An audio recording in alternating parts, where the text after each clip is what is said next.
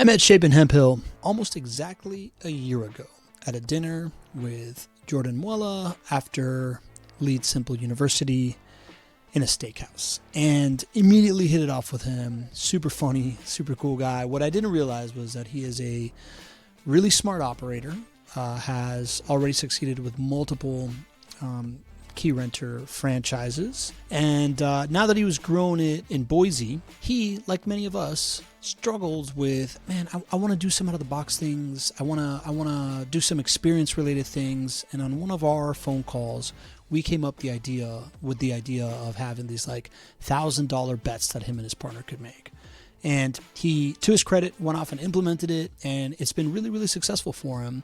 And this is the story of him doing that. Part of it is how, he kind of like overcame the that like inner voice of not wanting to make content, even though he needed to make content, and has been leaning into this thing and creating all this word of mouth through this $1,000 bet that he has made. And apart from that, just a great conversation with a great operator, great mind, great thinker. I think you're really going to enjoy this conversation with Chapin Hemphill. Enjoy.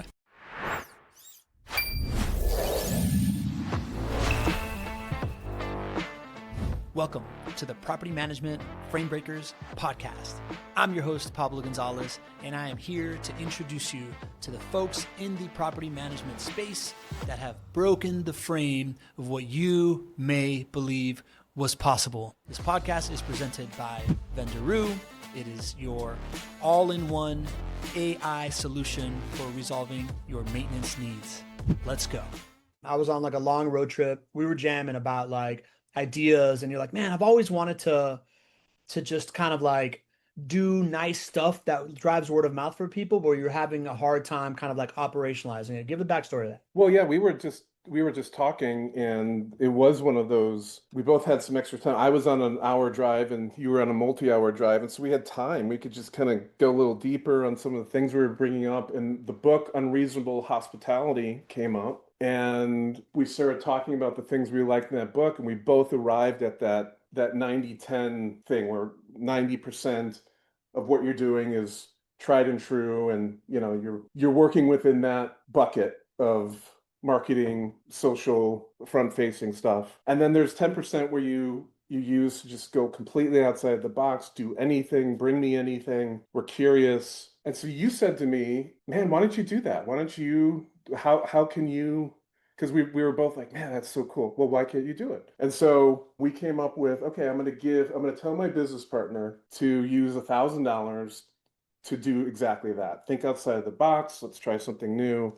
And I remember when I called him right after, I think we said, okay, we're hanging up now. You call him, call me back. Yeah, that's right.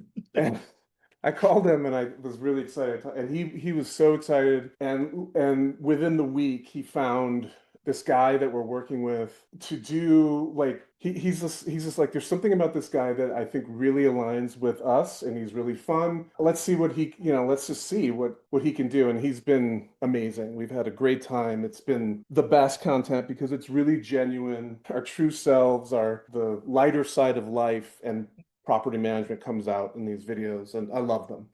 Yeah. So and that's just compounding. Like I said, it's Okay. Well, let's start. Let's before we get into the compounding, I want to just explain a little bit behind the scenes, because it's such a through line on things, right? Like whether people are coming to me for content advice or out of the box ideas or whatever, the thing that you were struggling with is I have these great ideas, but then once I have it, I struggle with like, how am I going to operationalize that? Like if my team brings me something, how do we do it? And I think the big unlock was, instead of worrying about how you operationalize everything forever, just cordon off a little bit of budget, whatever you're comfortable with, to throw at these great ideas. And that way there's less friction, right? So if it was like, dude, I found out that somebody, got a flat tire and I mail them a tire or whatever, right? Like I'm just coming up with stupid, that's the worst idea I've ever had. But like, this idea of just like, you don't need to like figure out how to do something for everybody if you do it once. As long as you just have like these like constraints around, like how the decision gets made, and then you can just let it happen. And if you get a signal, you can follow it, or you can just use that budget for something else. Yeah, it's how you frame it. I think that's what the key was, is how we framed it. Yeah. which was like bring your most creative self to this. Yeah. Like, and enjoy. And like, we're looking for you're not bound by the marketing budget, We are allowed to think outside of the box and have fun and express ourselves. And so he was like, awesome, and ran with it. And he's a phenomenal business partner, and we're great compliments to each other. So it just was received well, and he acted on it brilliantly. And so it's just So that's one of that's those the other things. context I want to give is that you have this business partner that while I haven't met him, I understand the two of you guys to be like best friends, and essentially you're running like a buddy comedy business operation that runs at a high clip, right? Like you guys are both very capable dudes that are also funny dudes that also like each other a lot. So like I can imagine that the idea of putting the two of you guys on camera to just be Beavis and Butthead must Yeah, be phenomenal. right. So then your sounds like I thought that you said, okay, $1,000 per month. If you want to spend it on something goofy, do it. And then he did it, and then maybe he had a couple of ideas for that. And then at some point you found a social media manager. But am I getting it correctly that you just basically took a bet on a social media manager because you had $1,000 to spend, kind of thing? Is that what you're saying? I think he did. I think he wondered, am I, not that am I allowed to do this? He's my business partner, but like, can the business do this? And having the conversation about something that's really impactful from a great book and just changing that into something that is framed in the way we receive that great information, and then giving that information back to Kyle in a way that I know he would love it. That's what happened, and that doesn't happen every day. So Cool. Kyle, I forgot his name. Kyle, yeah, the legendary Kyle. All right, yeah. so then this happens. You guys take a bet on the social media guy. I want to give other context in the sense that, like, dude, I have been trying to coach you into making content for a while, and for whatever reason, like it just hasn't. There was always some kind of friction that it wouldn't happen. So, I'm super pumped at the idea that you guys found a way to break through and get you on screen. But more than anything, I would love to hear what was different because I think a lot of people have this issue where they're like, I want to make content, but like I get stuck at the publish button or Oh you know, yeah. somewhere along. So what was different this time around that's allowed you and Kyle to like go get on camera and you feel really, really comfortable with it? And then I want to get into the story of compounding interest. Okay, so this is a very individualized thing. There's a million reasons why somebody might do this. For me, I'm gonna like channel Chris Farley. I have kind of a little weight problems, and I worry about how I look on camera, and like, are people judging me? And like, it holds me up. But the truth is, I have like this whole background, and like I've done some improv stuff. I'm very comfortable in that setting, and like comedy, acting kind of a thing. That's why I'm so good at karaoke, right? That's I've seen it. I've that is seen it. I'm it's a honestly, performer. can I just stop right now and just say I'm a little bit shocked and dismayed at the idea that you haven't brought up the fact that you were in the music industry. All Yeah. right, continue. So so what changed is this was more like a director with like a loose conceptual script. This is how we're gonna riff. Like my genuine self came out, and I forgot about how I look on the camera, and I just was having fun. And so it took that person to channel that out of me for me. Mhm. And the result is like, okay, I was overthinking that. It's not that I'm already starting to do more content. It's like it's just one of those confidence You just got to crack the builder dam. things. You just got to Yeah. crack the dam, right? Dude, I love that story, man. It's funny because when I do those like interviews at like NARPM shows and I'm, bringing people on at a trade show and I'm like getting them to talk, you've been a part of that, right? Yep. I tell people all the time, I'm like, hey, my number one skill set is to get people comfortable in a conversation. So like, as long as we're just having a conversation, you're gonna be fine, right? Like, yeah, yeah, yeah, cool. And it just brings up a larger point of I do think that it is so much harder to be a stand-up comic than it is to just make fun of your friends. And similarly, it's so much harder to like get up in front of a camera and speak than it is to have someone that can make you feel comfortable, pull stuff out of you in a way that you're not in your head. You're just being you. And I find that there's a ton of value in that, man. I'm really pumped. Whoever it is, your social media guy, happy to give him some love in any way possible. But Yeah. Yeah. that to me is the true measure of like if you're gonna go hire a social media manager, people over index for like, well, look at the reels that they know how to make and look at like this editing. Some people, what they really need is somebody that knows how to get you out of your own head. Like not just come up with content topics in a content calendar, but knows how to just like shake you up and get you to just be yourself on camera. And I think that's a super underrated thing that I don't think I've ever talked about as I far as mean, like they advice on hiring the people. the one place I can think they honor that is at the as is the Oscars, right? I mean, Best Director. It's Mhm. not just like, oh, let's make this movie. It's exactly what you talked about. It is Mhm. pulling the best out of everyone that's on that's involved. Yeah, man. I just don't, like you think about that with a director, but you just don't think about that when you're hiring a social media manager or Nope, marketing nope. person, right? Like No, you just it's like oh, it's like, hey, right. how can you pull the best out of me? Like it's a Well, and question. a lot of times it comes down to price, and which is another thing that this exercise got us around. We had $1,000, and and we offered him $1,000, and he said yes. So it was like beautiful. It was kismet, right? It was aligned, and he has, and my experiment was, okay, we'll try this guy, and he's just been a perfect fit. By the way, his name is David Paul, DMAC Enterprises. He's amazing. He's a BSU ex-athlete, really funny. He's got a great channel on Instagram. Yeah, We'll I'm gonna check provide them that information later. But out. yeah, he's awesome. Okay, now tell me about the journey, bro. Like, tell me about, so like you're saying that this thing has compounded. Weave me a story, Bard, of kind of like how you started putting out content and the signals you're getting, what's happening. I mean, number one, we're getting a lot of genuine engagement now because Mhm. we're being genuine on camera, even a little vulnerable. Mhm. There's a great little short of me coming out of a porta potty on one of our sites. Yeah. And it's really funny. But not something that, I mean, my wife was like, "You're gonna post that?" I'm like, "Yep, yes, I am." So, and we've gotten other members of our team now involved in some of these videos. It's really leaning into our culture, right? Our core values are clear and apparent. We're having fun doing it. It's That come is, Chapin, because we're can I getting, just say that that's an underrated piece of content creation, right? Like the idea, the rewarding your team for showing off what you're like, we can all work on our culture all day long. Nobody believes it unless they're like interacting with their team, but most people don't get the chance to interact with them in like scenarios where they're just like letting their freak flag fly, right?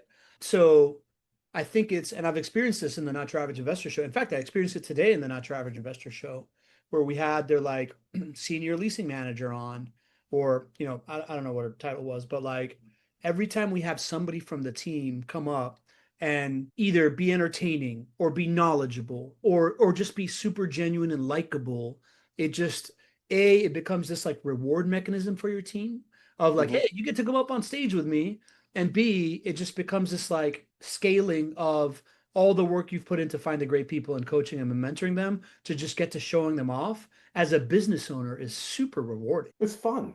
I Yeah. mean, we got to have some fun. There has to be fun in what we do as property managers. It can be so unfun.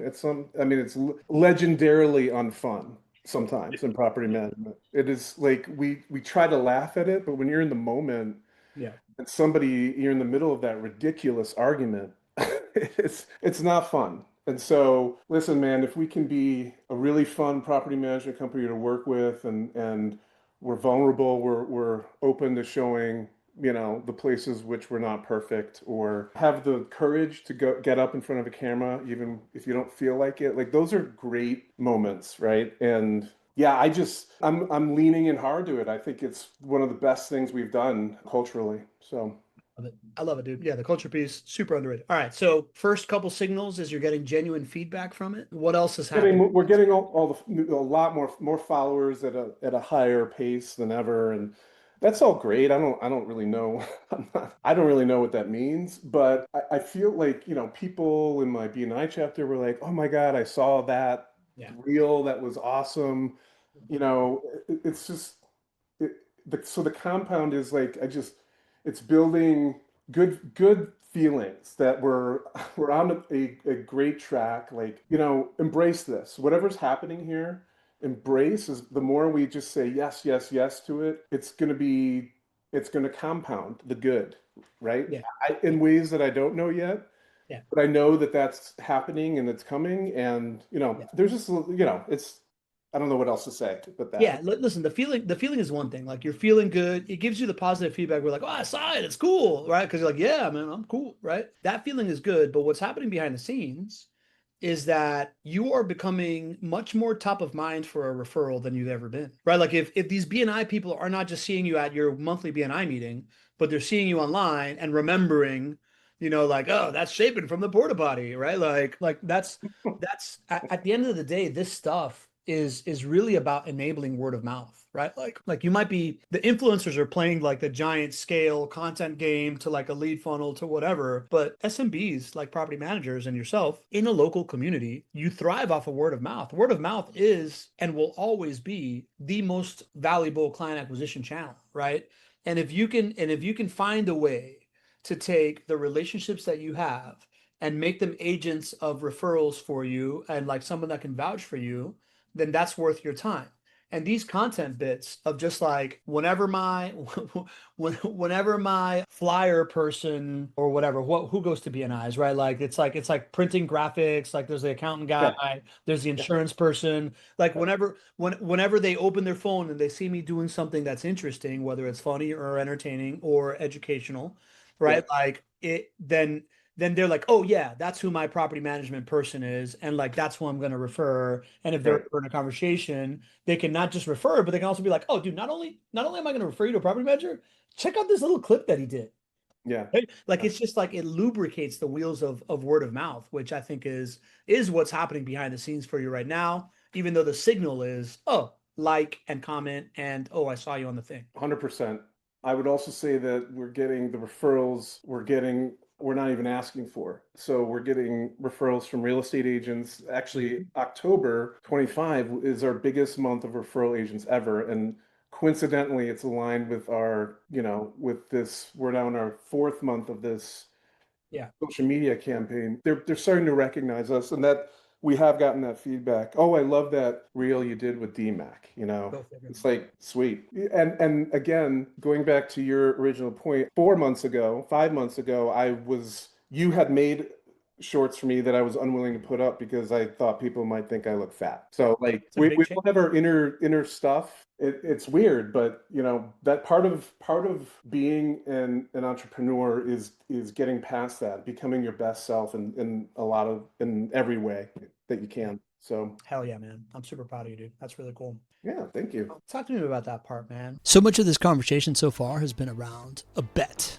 that Chapin took. And I think you've got to be asking yourself, right? What are the AI bets that I am making next year, right? What are the AI bets that I'm going to make Q1 of 2026?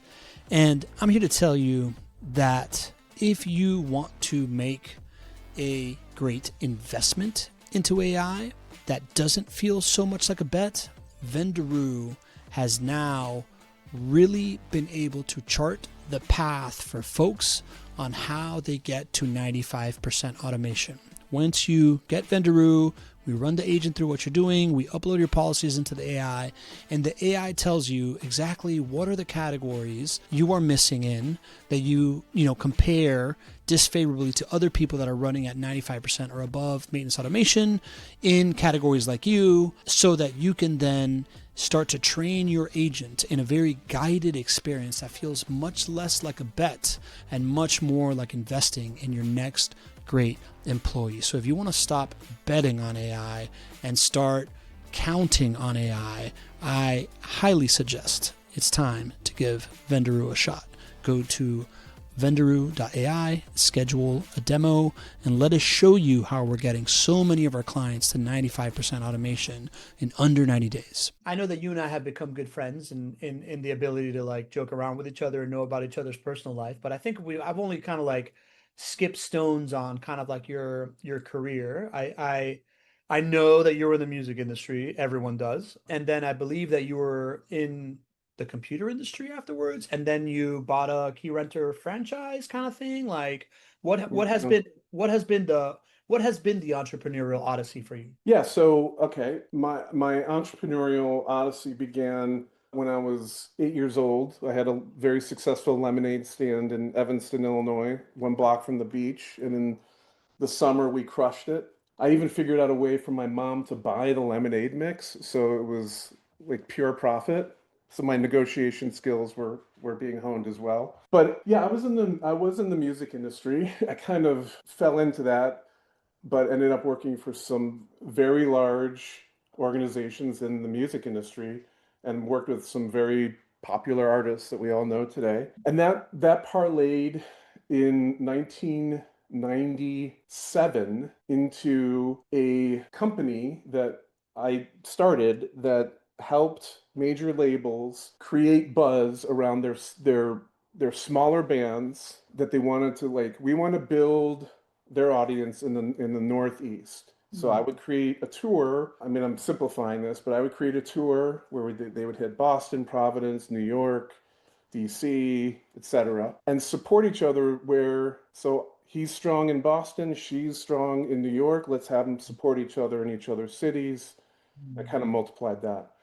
That morphed into a .com, and I started getting serious, like, investor money being offered to me. And then that was going great. And then in 2001, when all of that imploded, so did we. So everyone pulled out on that fateful February day in 2001. And I was left bankrupt because I put everything I had into this, and it was scary. And I was living in Hollywood. I walked into the office of our property manager and I said, I need a job. Can I be your assistant? And that's how I got into property management. Wow. I was then, in that industry for 18 years, corporate. It was, That's right. You managed corporate like at a really high level. yeah. And I ended up at Graystar Great at stuff. the end in the Bay Area. And after 2 decades of that, I just was like, I was never meant to be an employee. So abruptly left. My son had just been born, and I was going through a lot of feelings about, who do I want to be for my son? Does he want to see some guy that hates his job but gets paid well, or the risk taker who's chasing what he loves? And so I decided to do that. That's when I started the first key renter franchise I've been involved with, and Boise is my third. So we sold California successfully, and now we're in Idaho. I'm loving it. Let's go, bro. So the tech side of me, so one of the things I was able to do in Silicon Valley is really lean on automation. Mhm. And I've always had a really high interest in tech. And Mhm. I've learned, I'm self-taught in a pretty advanced degree.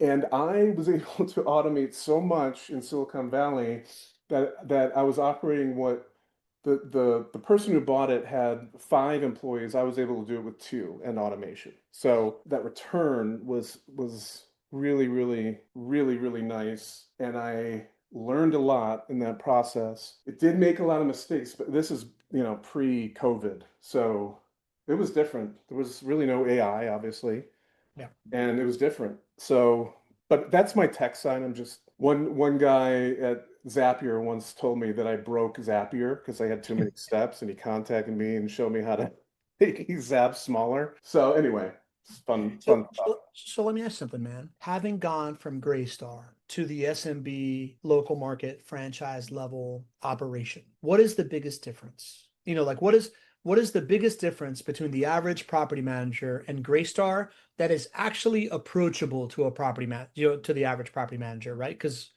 like you can be like, well, Graystar's just freaking huge, so you got economies of scale. But like what is Graystar? What did Graystar do to become Graystar that the average property manager won't do that you're obviously doing if you've been able to like, continue. Oh, well, I mean, they have their clients. I mean, my client, it was third party management of apartment complexes that Goldman Sachs owned. They were my client. Okay, I've heard of them.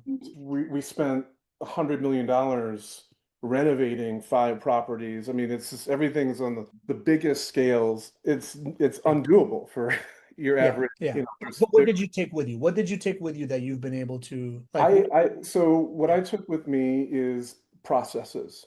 process. Or lack thereof. So interesting to me that there were some really dialed in, especially financial processes, because Mm. they're a financial institution, but operational, there were a lot of holes. And coming from my tech interest background, I could see them clearly. I just felt like there was, yeah, there was very little middle ground. It was kind of extreme. They either had it dialed in or it was a complete mess, right?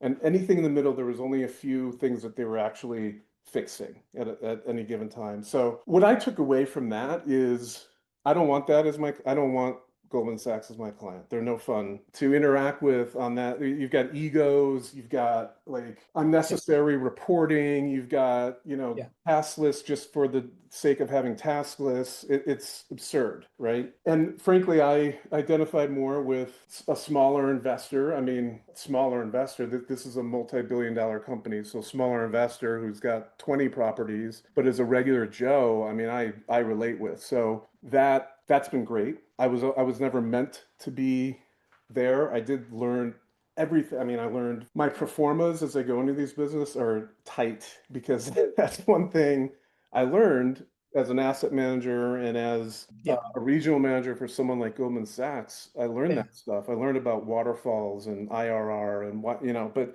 Let's talk about that, man. How do you structure a performa? Do you do IRR or ROI, or how do you do it? it's not necessary for this level. That's like if you have these huge apartment complexes and an Performa. entire portfolio, sure. But then you have to consider each piece of that portfolio. When it's an apartment complex or three on the same, within this quarter mile circumference, it's a connected and just a different financial mechanism, completely different. So I just found it unnecessary, but the performa part, really, really researching and understanding what the costs are going to be, what the multiples are for inflation, and how does that look in 10 years?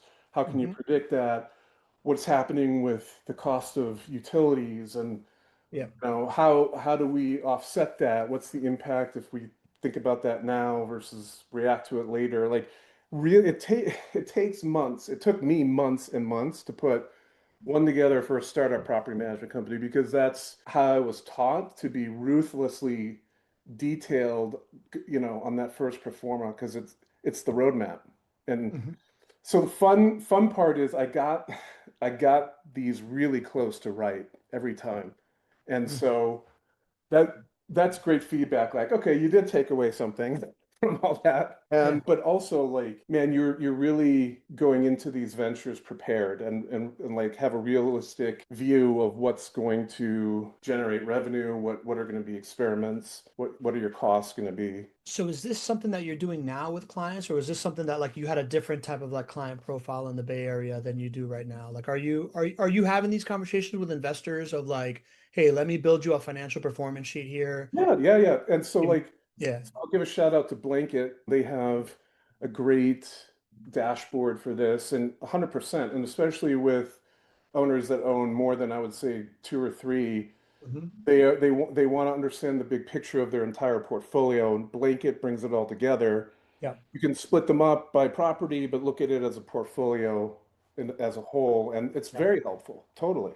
It's great. Talk me through that conversation, Chapin. Like I own three properties, right? When are you opening up the Blanket platform to talk to me about it? And what does the conversation look like? So well, we're kind of working through that cadence. Hmm. But ideally, we onboard you, we tell you this is an option, and we flat out ask, is this something that you'd like to? Some people just don't care. Like, you just make sure I get my statement and my check. That's all, and leave me alone. I love those owners, by the way. All right. But yeah, some people, yeah, like, are you interested in getting more properties? Yes. Do you have properties that you would consider distressed? Yes. And okay, well, let's get into that. Why are they distressed? And you can really, really get a portfolio or an investment plan that's kind of maybe going off on the wrong trail, maybe it made the wrong left turn, and you need to get it back, right? And so those are really great tools for determining where you are today, what does the performance look like? Okay, on this we've had a lot of expenses. It's not quite, I think the performa is actually going to come down because this is getting old now. With these expenses are going to continue, right? Hmm. Hmm. Is it time to 1031 exchange? And then Blanket can kind of show what that looks like, right? And it's just very helpful to have that visual guide. Yeah. And so for those investors talking about the cadence, we'd meet quarterly, Yeah. and just check in, see Makes where we're sense. at. Has anything changed in your plan? You guys ready to buy something else? We've got some off-market deals that have hit our desk from other investors. Would you be interested in those? Is that all done through the Vendoroo Exciting. platform, the off-market deals and everything? Well, we just by nature of our clientele, we have a lot of investors. Yeah. Some of them are want to sell a Some people want to property and cash out. buy a new one, and we Yeah. can say, well, we could do this off market and save a Yeah. bunch of fees. How And that's formalized happened. is that? How formalized is that process for you guys? It's because it's Idaho, it's pretty easy. There, What does that mean? you Why don't big need side you don't hose? need real estate. Well, you don't need real estate agents to do Okay. anything, but I don't know. There's it's a little more freewheeling here. Like people are totally comfortable with that. And yeah, I have an attorney that'll look over the deal. We're good. Got it. There's a lot of those end up being So like less red tape five because it's five all. day closes. Like, here, Yeah. I'll give you the cash and let's close. And they're close, Interesting. So I'm fascinated by this, man. Like I assume you've read zero of my newsletters because we just talk regularly, but I've I've explored a read lot. every do newsletters. Well, I got one response today that was very interesting from you. Yeah, so there, So, proof. so proof. So, that one that you wrote. So there's two things that I'm fascinated with in this conversation. I'm just gonna put it on the table and you tell me what you think. One is I am very interested in the property manager. Oh, I'll tell you a story about it. Right. So I was just in North Carolina this weekend. I have this group of 7 friends. We're called the Account Buddies, right? Like me, I make 8. We meet quarterly to like talk about our feelings and talk about like what we're trying to accomplish in life and whatever. It's super healthy. One of those quarters, we go away for the weekend. I just got back from that, super re-energized. It was in Asheville. In Asheville, we went to the Highland Brewery. The Highland Brewery, I don't know if you've been. It might be my favorite location, like my favorite like venue in America. It is a sick brewery, right? Because we've all like I've had Highland beer before, but it also has a outdoor stage with picnic tables and like live music happening all the time. It has 6 professional style beach volleyball nets that are set up and ready to go. They have leagues and whatever, and an 18-hole disc golf course at it. And when you're walking into the disc golf course, it says park free, play free, drink beer. And why I tell this story is because I think that I've been trying to tell people that property management is a great business as a business model, but it's also a phenomenal business as a property management not being the main business. Right. Like the same as I have a marketing agency whose main trick is to be able to repurpose content very efficiently, but I don't sell content repurposing. I sell strategy that is able to be done cheaply because of content repurposing. I think that owning a property management business is a really great way to build your own portfolio, be a partner within like another bigger kind of like portfolio building thing, right? Like create this like the golden goose of real estate is off market deals and property managers get them, right? So They're right in the middle of them. you're right in the middle of it, Yeah, right? yeah. So I'm just very interested by that, by how you operationalize that and whether or not that, like, how do you think about, since I'm so good at this, why am I not just building my own portfolio versus, or since I'm so good at this, like how much of this is part of my revenue stream that I'm brokering these deals, or is it a fully lifetime value play? Like, how do you think about that? You're gonna think I'm crazy, but we're not brokering them. We're just putting it together, and we're getting the management agreement out of it for Yeah. now. This is how we do it. We're just over 3 years old. We're just finding our footing here. Yeah. It's going great. A lot of this is how did operationally this all happen? We're kind of discovering who we are and putting it together as we go. What we have found is we are filling a desperately needed need here. Yeah. There's this Yeah. is a service that investors say they're the only one we found. Of course, we're not the only property manager, but I think we're the only one that's doing it this way with this kind of intent and Yeah, and that by itself is a differentiator and a uniqueness driver, right? Like I just like I'm fascinated by how this lever fits into a business. You're the first one that I've heard that is it's just your differentiator, and I still find it equally as valuable and attractive. And I'm putting kind of like two and two together and thinking, I imagine that where you're at, since it's it's like the Boise area, right? It's not really a cash flow market as much as an investor market, buying distressed assets market. So therefore, it needs to be part of kind of like your flywheel of how you do this Like I'm just taking guesses here, but it seems like it would be extra attractive in a high growth, non-cash flowing market to have that as like, hey, this is the value add that I create for you. You need to find assets that you can inject some equity into, and like I can find them for you off market. Totally. A lot of subtle value add. Yeah, I mean, we answer the phone really, really quickly. yeah, yeah. Just some things that we would want if we were on the other side of it. We're really, really intentional about that and really think about it. Here's a fun fact. My business partner, a couple of our clients have listed my business partner, Kyle, as their emergency contact because they know he will answer the phone. How about that? That's Dude. that's for real. I'm not making that up. Just when I thought Kyle could not be any cooler, he does I something. mean, who's your emergency contact? Your wife? No, it's Kyle, my property manager. That's epic. Excellent, man. That's really cool. That's a cool insight. The other topic that I want to noodle with you on this is the newsletter that you responded today, right? Like in that argument was the idea that I don't think like, we're talking a lot about performance and proving kind of like ROI and stuff like that, and IRR and NOI and whatever, right? Like, and it seems to me that that's a lot of the conversation in property management today. It's the conversation is, hey, we're not valued appropriately, which I completely agree, right? Mhm. And to be valued appropriately, we got to talk NOI. And once we talk NOI, all of our problems are going to be solved. I don't necessarily agree with that. Like I think talking NOI and IRR and being financially educated is really important, but it's a tool in order to battle what really happens when people either churn property managers or churn out of the rental property asset class, which Yeah, is yeah. essentially there's ugly moments in real estate investing. Yep. And when that ugly moment happens, you need someone with the capacity and the bandwidth to be there and be like, yes, you're right. This sucks. And like, I know it sucks for you. And even worse, it sucks that you're getting this from your wife or your husband that they don't understand. Why don't we all just get together and go over these numbers and talk about your plan and bring you a little bit back off the cliff's edge and like let's make a rational decision here, right? Like I call it the KTA, the kitchen table argument. If a property manager can be there when a kitchen table argument instead of a kitchen table argument happening without them, then they're able to like then that's when the NOI conversation comes up and blah blah blah blah blah. But it's Right, like right. more importantly, it's the bandwidth and capacity to be there for these conversations. So I'm wondering, as you're telling Yeah. me that you have these conversations quarterly, I wonder how that mirrors your experience of like, is this a longevity thing or is it like kind of like bringing this conversation to the table and knowing that you've been there for them is the reason why people stay with you?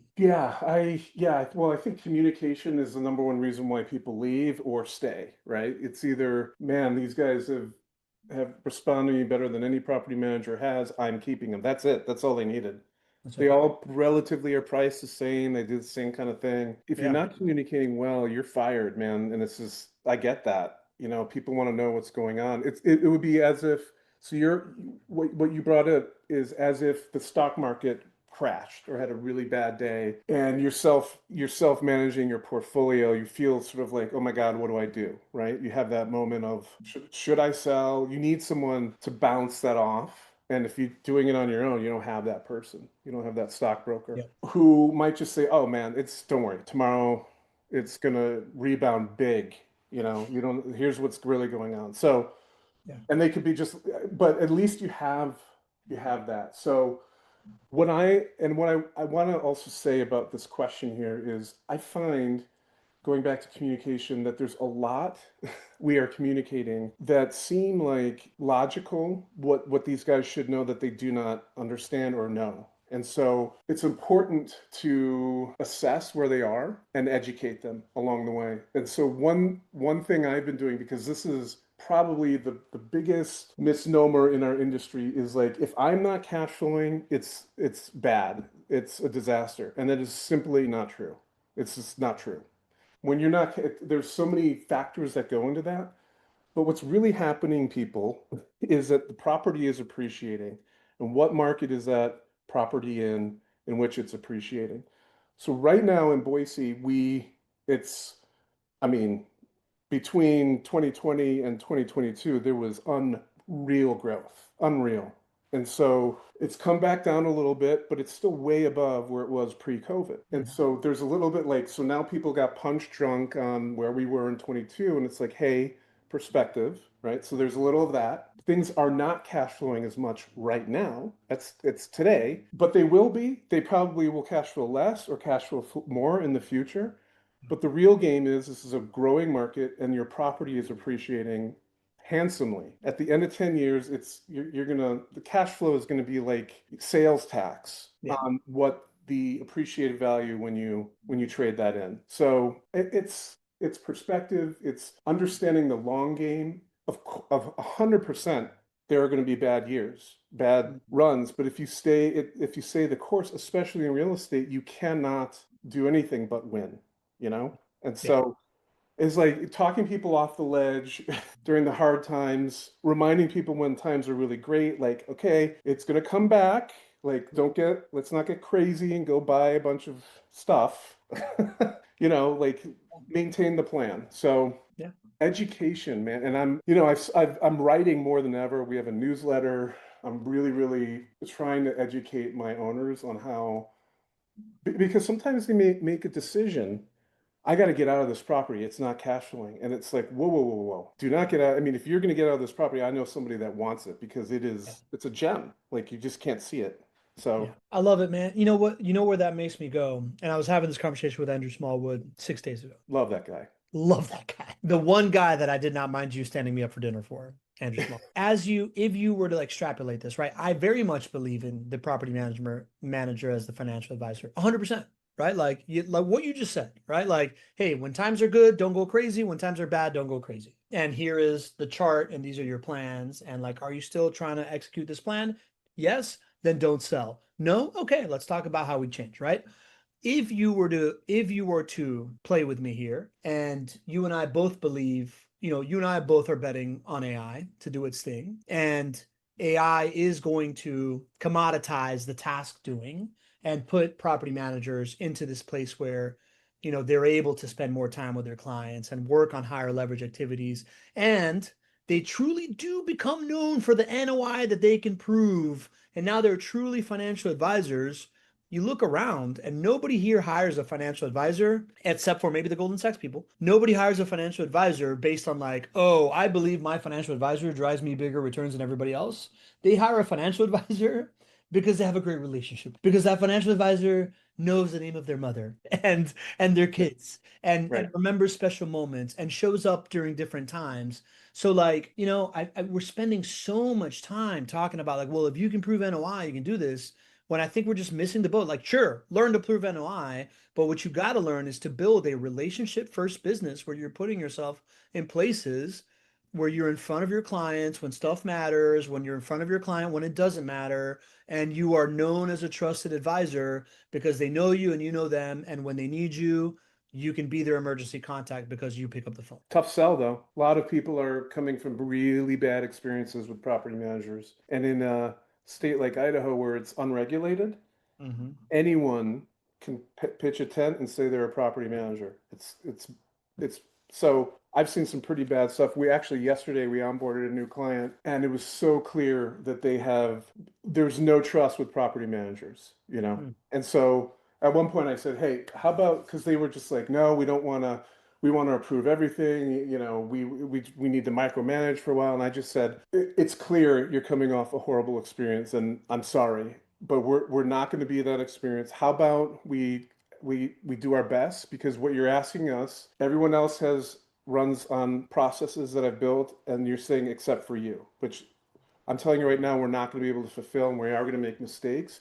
But what we will do is my team is all here. We're going to check in with you and we're going to build back that trust. And hopefully this will not be a thing and will change your perspective on property management." And they really liked that. They felt like I was kind of, well, I said it out loud. I acknowledged that they had a bad experience and that we're not going to be the same experience, but they're still building that trust that I'm not just bullshitting. So they agreed. They agreed. Ultimately, they agreed to, okay, and let's try to build this trust. And so, what I do know is my team is going to answer their calls quickly.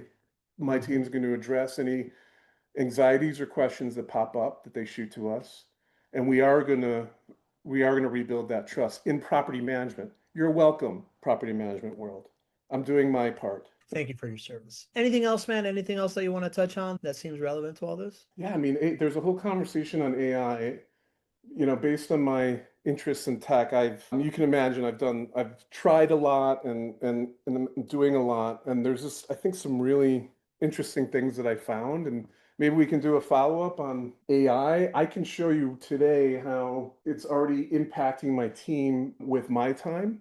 I've been able to replicate my brain in Notion, and people can go to Notion and ask my brain the questions. And it's working pretty well. Like we're tweaking things all the time, but like, man, it's really cool. What are the results So of the time? I can tell you I'm able to work a lot more on my business and in my business. Yeah.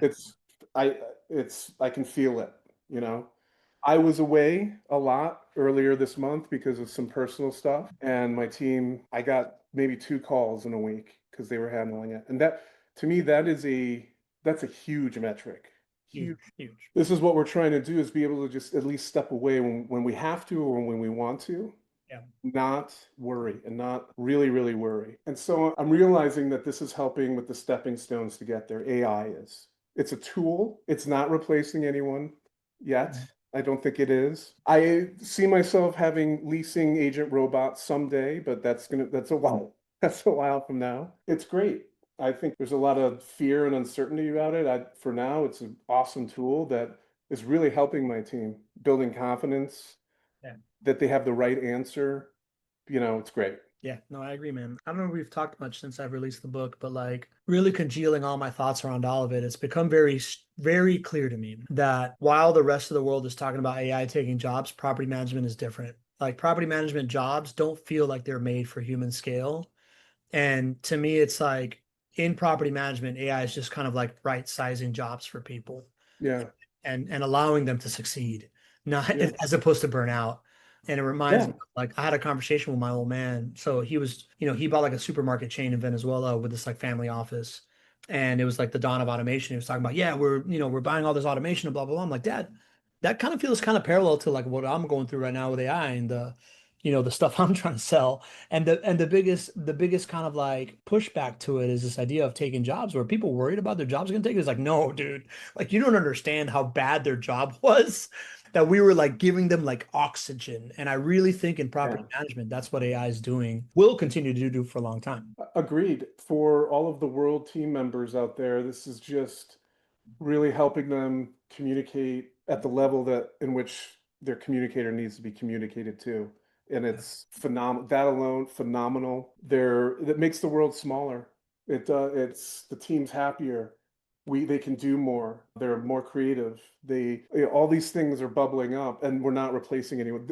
Property man, we've seen what happens when people try to make property management completely automated and tech only, with like drones flying by taking pictures of the house. Like it's not working yet because there's a severe need for human interaction with Too emotional. person's most valuable asset. It's Yeah. just they have to talk to somebody and understand that somebody's watching the house, for now. Maybe someday that'll change, but it's just we happen to be in a business that requires like people talking to each other. Emotional intelligence. Oh man. Yeah, agreed. This was awesome, dude. I feel like we've talked about this for almost a year and finally did it. And I just want to say, man, like, meeting you in Austin at Lead Simple University was this like black swan event of, the trust that you put in me and like, doing business with Vendoroo based on like, oh, if you like them, I'm in.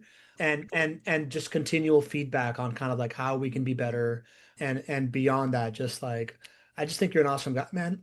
And like, this business, like you're kind of like the signpost of like what I love about being in this of in this industry and like the relationships you can develop, man. So I'm glad we did a podcast together. Grateful for your friendship, man. And Yeah, I hope right you back at enjoyed it. you've been great too, and man, helping me through my social media evolution. I really, really appreciate you. You do, big guy.